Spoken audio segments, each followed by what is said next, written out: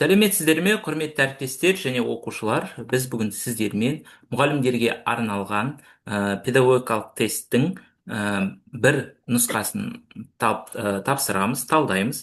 Сіздерге мен әдейі бастамас бұрын неге біліктілікке қанша пайыз керек екенін көрсетіп кетейін. Назар аударыңыздар, жай педагогке 50%, яғни жұмысқа тұру үшін бұл 25 бал алу жеткілікті.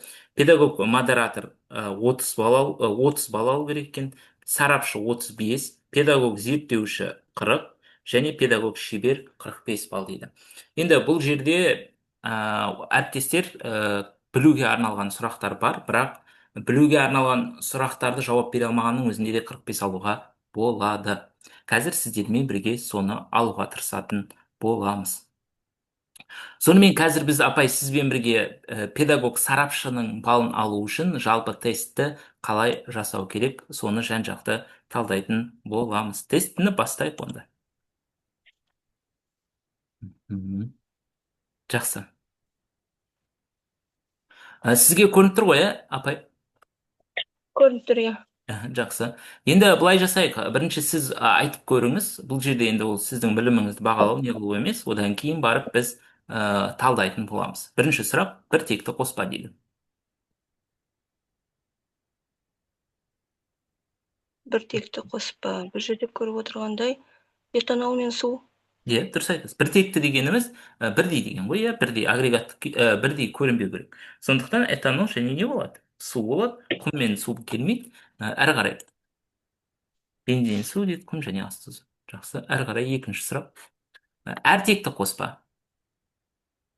Яғни екеуі де әртүрлі болу керек.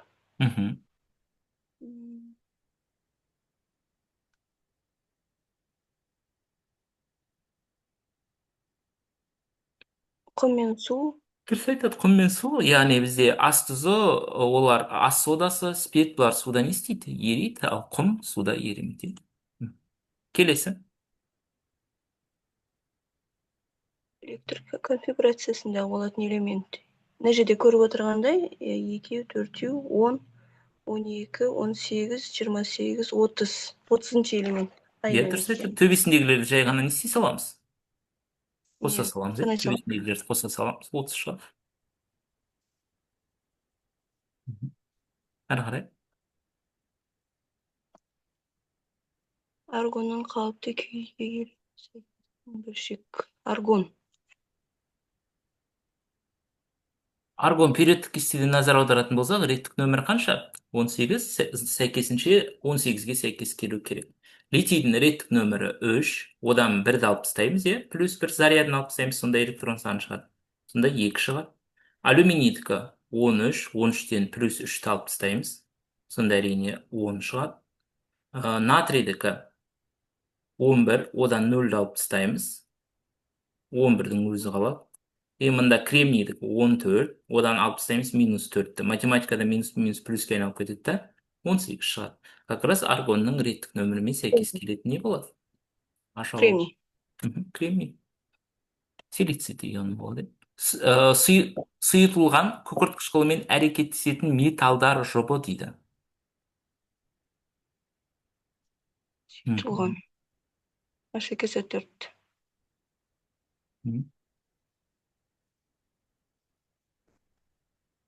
Мырыш пен магний дейді. Сынап пен мырыш дейді. Магний мен мыс. Мыс пен темір.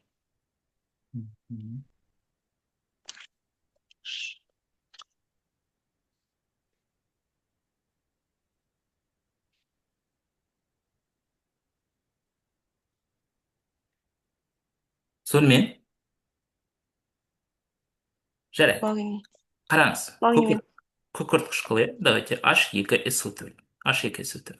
H2SO4 ол екі түрлі болуы мүмкін. Сұйық болуы мүмкін, және мектеп бағдарламасында концентрлі болуы мүмкін. Концентрлі. Енді қараңыз, біз егер сұйық күкірт қышқылын алатын болсақ, сұйық күкірт қышқылы екі түрлі қасиет көрсетеді. Бірінші, әрине, қышқылдық қасиет көрсетеді. Қышқылдық. Екінші, тотықтырғыш қасиет көрсетеді. Бірақ назар аударыңыз, тотықтырғыш қасиеті сұйық күкірт қышқылында. Именно сутек көрсетеді тотықтырғыш қасиетті. Көрдіңіз бе, мен сондықтан әдейі аштан шығарып қойдым. Ал өзіңіз Мгм. жақсы білесіз, егер сутек тотықтырғыштық қасиет көрсететін болса, ол металдардың активтілік қатарында сутекке дейінгі металдармен ғана әрекеттесе алады. Біздің жағдайымызда ол не? Сутекке Жаңа өзіңіз дейінгі. де дұрыс байқап айтып жатсыз, магний және не болады? Мырыш. Яғни магний мен мырыш сутекке дейін орналасқан. Бұл түсінікті ма? Мгм. Ал енді концентрлі болса не болады? Концентрлі күкірт қышқылы да дәл осы екі қасиетті көрсетеді. Бірақ айырмашылығы концентрлі күкірт қышқылдық қасиет көрсетеді, және бұл жағдайда тотықтырғыштық қасиет көрсетеді. Бірақ уже тотықтырғыштық қасиетті кім көрсетеді бізде? Күкірт көрсетеді. Сондықтан да бұл уже сутектен кейінгі металдармен де әрекеттесе береді. Бірақ өзіңіз жақсы білесіз деп ойлаймын, металдардың активтілік қатарында концентрлі күкірт қышқылы немен әрекеттеспейді? Алюминий, хром және темірмен әрекеттеспейді. Бұны біз не деп айтамыз? Пассивация деп айтамыз, пассивтеледі. Оксидтерінің қорғаныш қабаты түзіледі. Осылармен әрекеттеспейді. Ну енді алтын, платина сияқты асыл металдарды қоса алғанда. Сұрақ бар ма? Мгм. Жоқ, жоқ. Мгм. Қатты қиын сұрақ емес, иә? Алтыншы. Алюминий қатты қыздырып сумен әрекеттескен реакция теңдеуінің барлық коэффициенттердің не дейді? Алюминийді қатты қыздырып сумен әрекеттестірген дейді. Енді алюминий активтілігі қандай? Өте жоғары металл, иә? Жоғары металл. Сондықтан да әрине алюминий гидроксиді түзіледі, қымбаға түседі және сутегі газы бөлінеді. Теңестіреміз. Бірде осындай болу керек. Бесеу, 11, 13. Енді бұл қатты қиын емес. Сұрақ бар ма? Жоқ, жоқ. Мгм. Жетінші сұрақ. Енді қараңыз, бұл тақырып бойынша ағзадағы глюкоза айналымы реакциясының стандартты энтальпиясы дейді. Бізге енді энтальпияны табу керек. Білесіз бе? Есептеуді. Рассказ. Егер нақты іс-әрекетті білмесеңіз, жалпы оқушылардың да ұбт-да жіберетін кемшілігі және мұғалімдердің де, енді барлық жібереді деп айта алмаймын, бірақ кейбір мұғалімдердің жіберетін кемшілігі сұрақты ретімен істейді. Олай жасаудың қажеті жоқ. Бірінші кезде біздің миымыз свежий болып тұрған кезде, жақсы жұмыс жасап тұрған кезде, бірінші А деңгейінің сұрақтарын ойланып істеп алу керек. Бірінші миым свежий кезде есептерді шығарып үйден тастайын деген дұрыс емес ол. Өйткені есептерге сіз по-любому ұзақ уақыт жұмсайсыз біріншіден. Сөйтіп ұзақ уақыт жұмсап отқаныңызда соңғы жағындағы оңай сұрақтарға уақыт қалмай қалуы мүмкін. Бұл біріншіден. Екіншіден, сіз сол есепті шығарам деп ұзақ уақыт миыңыздың энергиясын жұмсап отқанда, өзіңіз жақсы білесіз, егер 1 сағат, 1,5 сағат үздіксіз ойлана берсеңіз, одан кейін миыңыз көп қате жібере бастайды. Басқаша айтқанда шаршайды. Сондықтан да бұндай есептердің егер нақты іс-әрекетті білмесеңіз, не істеп кету керек? Тастап кете салу керек. Ну енді мынау есеп қатты қиын есеп деп айта алмаймыз, бірақ қазір сізбен соңында шығарамыз. Сонда біз номер 8-ші сұраққа келдік, бірақ 6-ауын жауап бердік, бір сұрақ тастап кеттік. Назар аударыңыз, бізде 50 балл бар. Бізге 35-ін алу керек сарапшыға. Сондықтан да біз 100%-ні білетін сұрақтарды жауап беруіміз керек. Мысалы, мынау есепті мен тағы да қайталап айтамын, сіз шығара алмайды деп айтып жатқан жоқпын, бірақ егер нақты іс-әрекетті білмесеңіз, тастап кетеміз. Сонда көрдіңіз бе, біреуін точно білмейміз, тастап кеттік. 8-ге көше береміз. Метанның түзілу жылуы 892 килоджоуль болса, 40 грамм метан жанғанда бөлінетін нені тап дейді? Жылу мөлшерін тап дейді. Сонымен метанның формуласы CH4. Стрелка не болады? Вот. Q. Мынауымыз бізде қанша грамм дейді? 40 грамм. А мынауымыз X. Мынауымыз массасы Пропорция жасау. 16. Иә, мынауымыз дұрыс айтады, 892.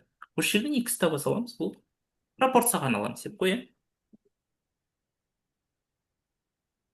2230 деген жауап болу керек.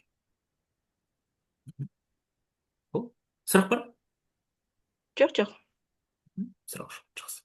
Енді бұл жерде назар аударыңыз, біз реакция теңдеуін жазған жоқпыз біріншіден. Екіншіден, біз реакция теңдеуінің не үшін назар аударған жоқпыз. Мысалы, мына жерде мынадай болуы мүмкін ғой. Мысалы, мына жерде 2 тұруы мүмкін. А біз неге оны қалай білдік реакция теңдеуін жазбай-ақ мына жерде 2 тұрады, тұрмайтын?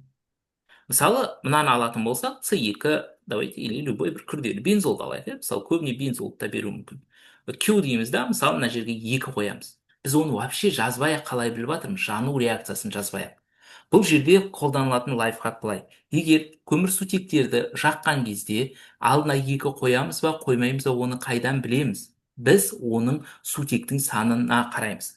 Сутектің санын ойша 2-ге бөлеміз. Егер тақ сан шықса, алдына 2 қоямыз. Ал жұп сан шықса, 2 қоюдың қажеті жоқ. Көрдіңіз ба? CH4-тегі H4-тің алдында коэффициент 4-ті 2-ге бөлсеңіз 2, 2 жұп сан, иә, 2-ге бөлінетін сан. Ал 6-ны 2-ге бөлсеңіз ойша 3 шығады. Ал 3 тақ сан. Сондықтан да мысалы бензолдың жану реакциясын жазатын болсаңыз, бензолдың формуласы қандай өзі? Жану реакциясын жазатын болсаңыз, әрине не қоямыз алдына? 2 қоямыз. Міне. Сұрақ бар ма? Жоқ, жоқ. Түсінікті ма? Сондықтан екінші назар аударатын нәрсе, біз уақытты үнемдеуіміз керек. Яғни уақытты үнемдеу деген сөз, бұл бір жағынан басқа сұрақтарға с деңгейінің есептерін асықпай ойланып шығаруға мүмкіндік береді. Екіншіден біздің энергиямызды үнемдейді. Сондықтан бірінші ең басты критерий бұл сұрақты деңгеймен орындауымыз керек. Екінші, біз уақытты үнемдеуіміз керек. Бірақ ең басты критерий әрине дұрыс жауап беруіміз керек. Иондық байланысты бар заттарға тән қасиет дейді. Иондық байланысты. Бұндай кезде, мұндай сұрақтарда, көбіне теориялық сұрақтарда ең қарапайым шатаспайтын әдіс ол мысал келтіру. Иондық байланысқа ең қарапайым мысал және ең көп білетініміз бұл әрине натрий хлориді. Осының мысалын да айта беруге болады. Натрий хлориді бұл бізде не? Ас тұзы. Катион. Ас тұзы. Ас тұзы, иә. Газ тәрізді заттар дейді. Ас тұзы ол не? Тұз. Қатты. Газ емес қой. Келесі, суда ерімейді дейді. Ас тұзы суда Ериді. ериді. Келесі, электролиттер және бейэлектролиттер. Енді мынау көрдіңіз бе, под вопросом. Бірінші, иондық байланыс, егер біз бұны қатты күйінде алатын болсақ, мысалы қатты күйінде алатын болсақ, біз бұны бейэлектролиттер деп айта аламыз. Ал егер натрий хлоридін суда ерітсек, біз не деп айтамыз? Электролиттер деп атаймыз. Электролиттер деп айтамыз. Енді бұл жағдайда шамамен, больше вероятно в жауабы. Электролиттер деген. Бірақ егер де біз қазір мына жауап береміз, одан кейін бізге егер балл бермеген жағдайда, біз 100% немен, точно с-ді келмейді, либо а, либо б. Біз б жауабын жауап береміз, өйткені жалпы иондық байланыстарды суда етсең электр тоғын өткізе алады, немесе балқытсаң электр тоғын өткізе алады. Бірақ қатты күйінде өткізбейді. Біз б жауабын жауап береміз, егер бұған бізге 9-шы сұраққа балл бермесе, біз апелляцияға не істей аламыз? 5 қиындық бере аламыз. Түсінікті ғой? Сондықтан апелляцияға беруге қорықпау керек, өйткені апелляциядан ешқашан ұтылмайсыз. Апелляциядан балл алып қоймайды ешқашан. Балл бермеу, баллды итак та жоғалтып тұрсыз ғой сіз. Сондықтан балл бермеуі мүмкін, бірақ ешқашан алып қоймайды. Ал балл қосып беруі мүмкін. Сондықтан да біздің жағдайымызда апелляцияға беру керек. Ковалентті байланыс түсетін заттар жұбы дейді. Коваленттік байланыс әрине ол тек неден тұру керек? Ковалентті полисті бейметалдардан тұру керек. Металдардан тұрса ол металдық, металл мен бейметалдан тұрса иондық. Сондықтан бізде дұрыс жауап тек қана не болады? Көмір қышқыл газы мен су. Қалғандарының барлығында металдар бар. Магний, натрий дегендер металдар. Дальше 11-ші сұраққа да келіп жеттік. Донорлы акцептерлі механизм бойынша түзілетін ковалентті байланыс бар зат дейді. Назар аударыңыз, ковалентті байланыс дейді. Қайсы зат бадай?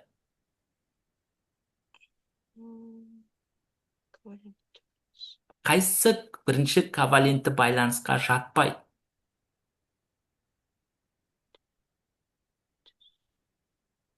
Калий жатпайды. Неге? Калий ол өйткені не? Металл. Бізде қараңыз.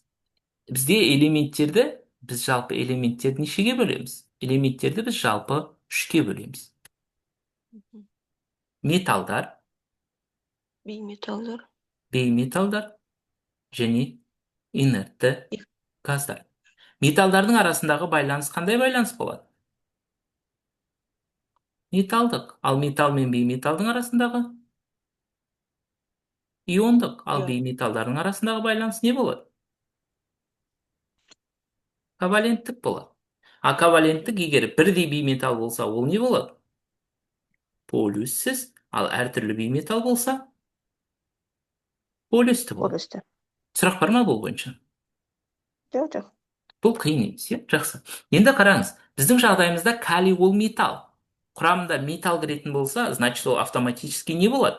Либо металдық, либо иондық болады. Бірақ никак коваленттік бола алмайды. Сондықтан да бізде С жауабы отпадает. Екінші, донорлы акцептерлі механизм дейді. Донорлы акцептерлі механизм. Сіз бұны білесіз бе, әлде қалдырып кетеміз бе? Егер жалпы білмейтін сұрағыңыз болса, бұны желательно қалдырып кету керек. Бірақ бұл жерде қатты қиын емес, мен сізге тез спискісін жазып берейін. Донорлы акцептерлі механизмді қандай қосылыстар түзеді? Біріншіден, донорлы акцептерлі механизмді түзеді құрамында кез келген аммоний катионы болса. Яғни құрамында аммонийдің кез келген қосылыстары болса, ол донорлы акцептерлі механизм түзеді. Аммоний хлориді, аммоний гидроксиді деген сияқты. Любой аммоний. Екіншісінде құрамында кез келген нитрат ионы болса, мысалы азот қышқылы, немесе натрий NO3 деген сияқты. Түсінген шығарсыз, иә? Дальше, үшінші, құрамында N2O5, азот 5 оксиді. Барлығын біріктіретін бір нәрсе бар. Барлығын біріктіретін мұнда азоттың тотығу дәрежесі, мына жерде әрине азоттың тотығу дәрежесі -3, бірақ барлығын біріктіретін, басқаша айтқанда, азот бұл жерде 4 валенттілік көрсетеді. 4 валенттілік көрсетеді. Дальше, төртінші, аксоний ионы. И бесінші, бұл әрине өзіңіз жақсы білетін кешенді қосылыстар. Осылар бізде донорлы акцептерлі қосылыстар. Донорлы акцептерлі механизм түзіледі. Сонда дұрыс жауабы қайсысы болады? NH4 хлор. Сұрақ бар ма? Аммоний хлорид. Жоқ. Тізімін жазып отырсаңыз болады, өзіңіз скрин жасап алсаңыз болады, сосын асықпай жасап аласыз. Номер 12-ші сұрақ. Берілген X2 заты дейді. X2 заты. Сонымен, қараңыз, біз не түзілетінін білмесек те, мына жерде барлығында әңгіме не туралы? Мынау ненің генетикалық қатары неден басталып тұр бізде? Мына жерде Темірден басталып тұр. Әңгіме темірдің генетикалық қатары. Жақсы, мына жерде темірдің тотығу дәрежесі қанша? +2. 2. А мына жерде тотықтырғыш бар. Оттек ол тотықтырғыш қой. Значит, ол нешеге дейін көтереді деген сөз? 3-ке дейін. Темірдің мына жерде тотығу дәрежесі 3-ке дейін көтеріледі деген сөз. Мынауымыз азот қышқылы вообще сразу отпадает. Мынау 2. Сонда дұрыс жауап не болады? Б болады. Реакция теңдеуін жазып, уақыт жоғалтып жатудың қажеті жоқ. Түсіндіңіз бе? Жақсы. Сұрақ бар ма? Жоқ. Номер 13. Былай дейді. Айналымдағы металл және Y заты дейді. Металл табуымыз керек. Назар аударыңыз. Бұл жағдайда біз нені білуіміз керек?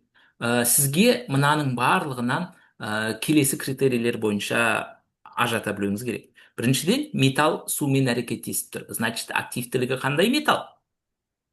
Жоғары. Жоғары металл. Және металл неше валентті? 1 валентті. 1 валентті, өйткені OH-ның бір ион қосыпты. Значит, кальций және магний не? Отпадает. Солаймыз? Дұрыс. Жақсы. Әрі қарай. Енді Y затын табу керек. Y затын енді H2SO4. H2SO4. Мынау NO3-ті ығыстырып тұр. Ал NO3-тің қышқылын қалай атаймыз біз HNO3-ті? Азот қышқылы. Азот қышқылы. Азот қышқылы. Түсіндіңіз ғой, да? Натрий мен азот қышқылы. Натрий мен азот қышқылы. Мұнда азот қышқыл деген ол HNO2-ні айтады. Сондықтан көріп отырғаныңызда, егер генетикалық қатарлар берілсе, бас салып жазудың қажеттілігі жоқ. Ең бастысы, қандай ақпарат бар, соларға қарап аяқтауға болады. Дальше. Фосфорды жағып суда ерткен өнімді дейді. Фосфорды жаққанда әрине не шығады? Фосфорды жақсақ, оттек қоссақ, P2O5 шығады. Оны суда ертсек, енді бұның барлығын ойшақ түсінуге болады, бірақ логикалық тізбек жасау үшін жазып кететін. H3PO4 түзіледі. Өнімді күміс нитратын сапалық анықтағанда түзілген тұнба дейді. Тұнба және оның түсі дейді. Бізде қандай шығады әрине? Күміс бір фосфаты шығады. Фосфор бес оксиді отпадает. Күміс бір фосфиді отпадает. Фосфор бес. Ну, вообще, ойланудың қажеті жоқ. Мгм. Өйткені жоғарыдағы аталғандардың барлығы не емес қой, тынбаймыз. Только Б жауабы. Сұрақ бар ма? Жоқ, жоқ. Номер 15. С9H10 көміртекстеріне изомер жұптар дейді. Енді бұл жерде көп оқушылардың да әріптестерінде кейбір әріптестердің жіберетін қателігі мыналарды салуға тырысады. Олай жасаудың қажеттілігі жоқ. Қараңыз, мынау С9H10 дейді. С9H10 бұл неге сәйкес келеді? Нонан. Ал нонан бұл неге жатады? Мгм. Алканға жатады. Солай емес пе? Добре. Иә, иә. Алканға жатады. Енді қараңыз. Диэтил дейді. Диэтил деген этилдан екеу деген сөз. Ал әрбір этилда екеуден болса, көміртектің мында төртеу деген сөз. Ал бутанда төртеу. Төртке төртті қоссақ қанша шығады? Сегіз Сегіз. шығады. Ал изомер деген құрамы бірдей болу керек, бірақ құрылысы әртүрлі. А мында көміртектің саны қанша? Тоғыз. 9. А жауап отпадает.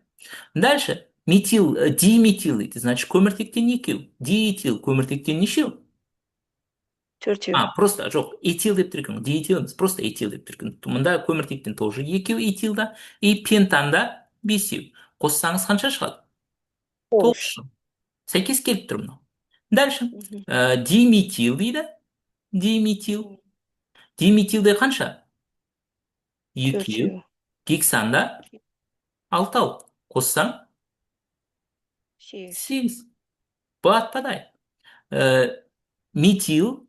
Метилда біреу. Гептанда жетеу. Тоже отпадает. Дұрыс жауап сонда. Д болды. Мгм. Сұрақ бар ма? Жақсы. Триметил десе көміртектен үшеу, гександа алтау, 9 шығады. Жаңағы мынау этилдан екеу, и мынадан бесеу, 9. Болды. 9-та 9 деген вариант. Түсінікті ғой, да? Номер 16 сұраққа да келіп жеттік. Дәнекерлеуші жұмыс жасап жатқан жерден өткенде жағымсыз иіс не істейді дейді. Сезіледі дейді. Бөлінді. Ацетилен қоспасында берілген бірге жанатын газдар дейді. Вау.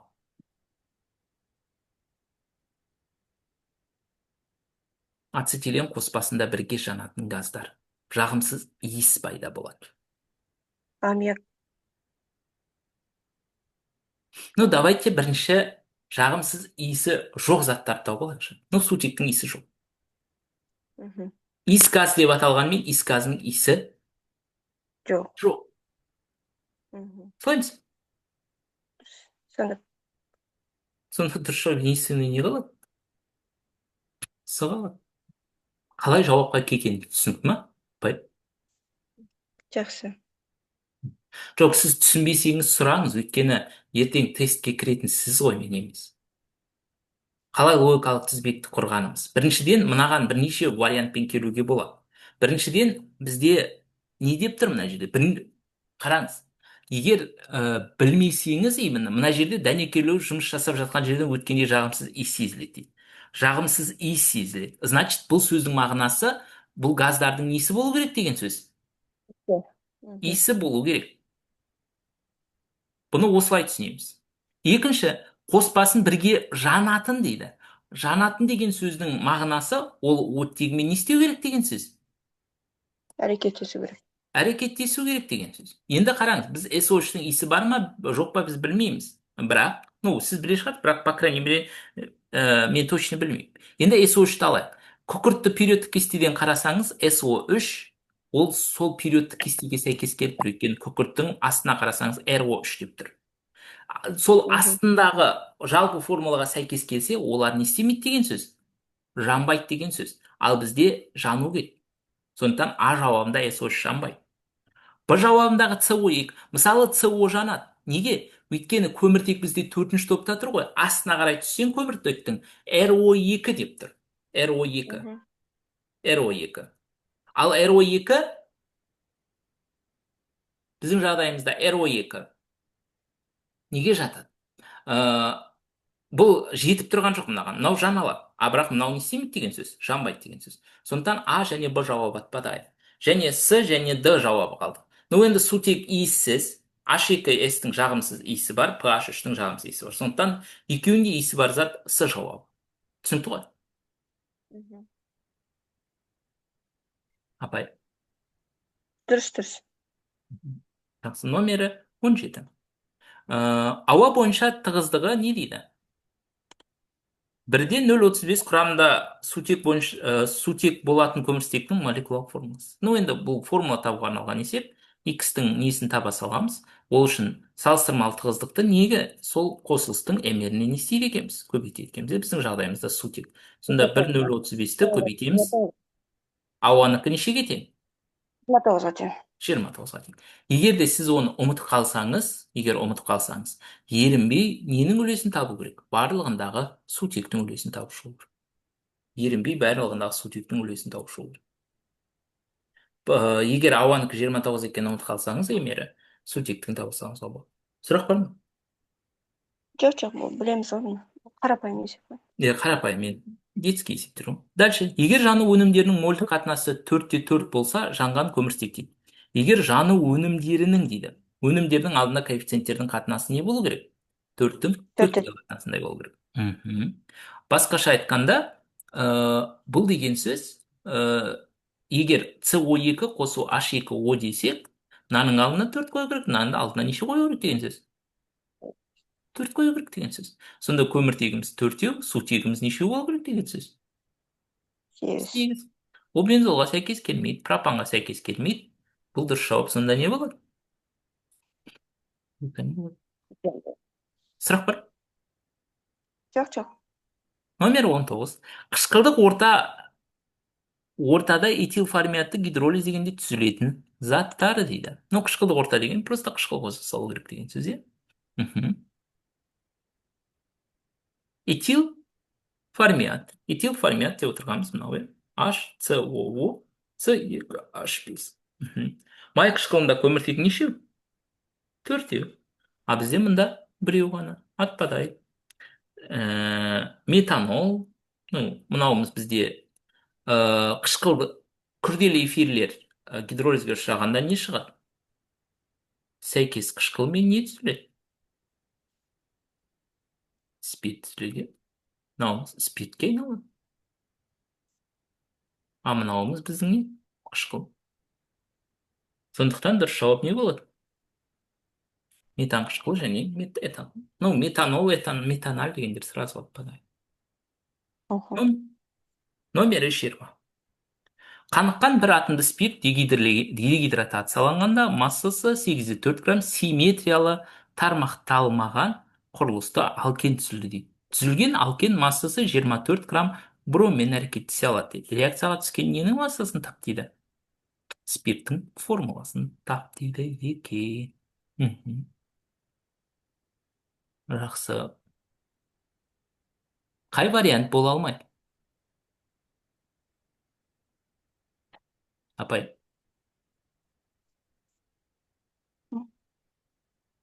Қаныққан бір атомды спирт дегидратацияланғанда массасы 8,4 грамм тармақталмаған құрылысты алкен түзілді. Алкен түзілді дейді. Түзілген алкеннің массасы 24 грамм. Броммен сонымен әрекеттесе алады.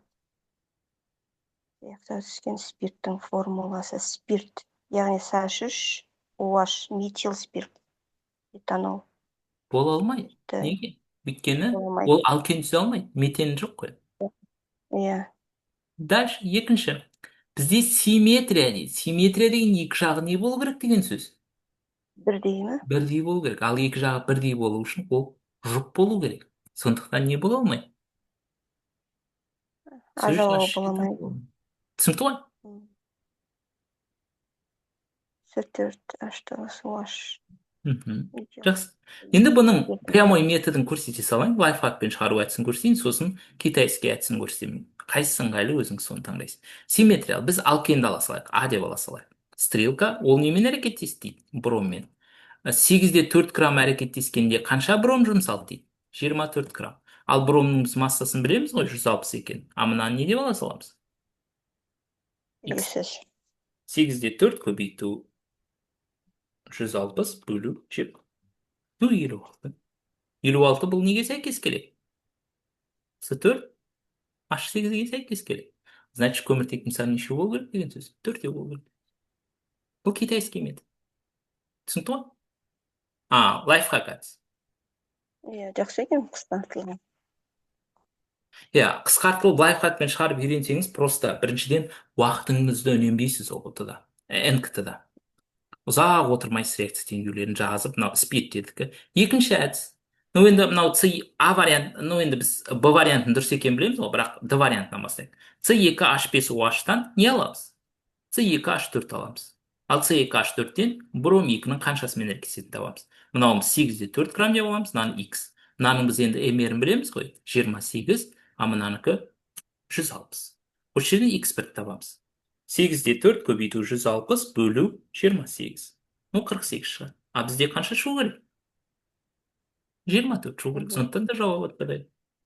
Қайсысы ыңғайлы, соны таңдасаңыз. Сұрақ бар ма? Бағанағы біріншісі жақсы екен, тез қысқарт. Дальше 21-ші сұрақ. Номері 21-ші сұрақ. Былай дейді. Берілген реакцияда сутек пен иодтың бастапқы концентрациялары 0,5 және 1,5. Ал иод сутектің тепе-теңдік концентрациясы 0,6 болса, сутек пен иодтың тепе-теңдік концентрациялары дейді. Егер бұны білсеңіз, істеу керек. Білмесеңіз, бұған уақыт жоғалтып жатудың қажеті жоқ. Бірақ енді бұл детский сұрақ. Түсінікті болу үшін мен мына жерге жазып кетейін. H2 қосу иод 2, нәтижесінде 2H иод. Мынауымыз бізде бастапқы концентрация бар, реакцияға түскен концентрация бар және тепе-теңдік концентрациясы бар. Осылай жазып сызып аламыз. Дальше. Мынауымыз бастапқыда мынанікі қанша болып тұр? 0,5, мынанікі 1,5. А мынанікі 0. Реакцияға қанша түскенін білмейміз, бірақ реакциядан кейін мынадан қанша жұмсалып тұр? 0,6 жұмсалып тұр. Значит, міне мынаны біз как 0 ретінде аламыз. 0-дің оң жағы бізде плюс сандар, ал 0-дің сол жағы минус сандар. Енді 0-ге қандай санды қоссаң 0,6 шығады? Әрине 0,6.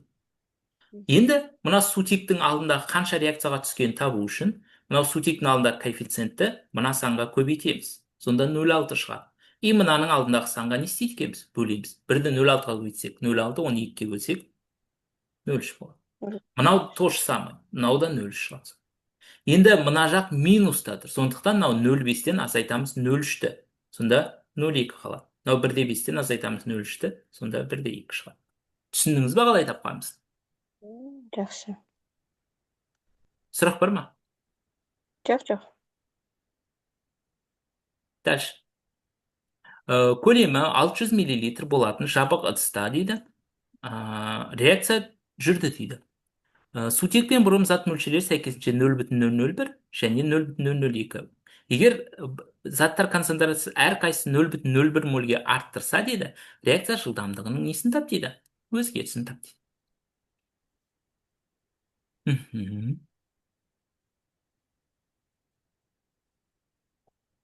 Көлемі 600. Шағатста дейсің.